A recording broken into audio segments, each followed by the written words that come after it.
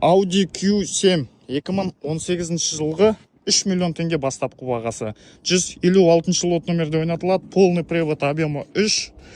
Повреждениясы осы беттен алынған. Крылосын қою керек, фарасын қою керек. Так, алдыңғы бамперін жаратуға болады. Мына жерде ешқандай стойкаларына удар тимеген. Бәрі тап-таза.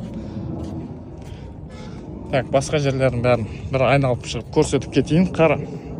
Так, ерекше өзі. Ерекше түстегі Q7 екен. Мыналар енді жобамен 6-7 миллион шамасына аукционнан алуға болатын көлік. Артқы жағында керек жарақ запчасть тұрады, панорамасы бар, пуш-старты бар, мультируль. Так, мына жерде дверной картасында қоятын ұсақ-түйек тоже жұмыстары бар екен. Кешке нақты машина бойынша информация беріп, мынаны көрсетіп, тексеріп береміз, арзанға алып береміз. Бұрын жасай беріңіздер. Өте жақсы вариант Q7-ге қызығатын ағаларымызға.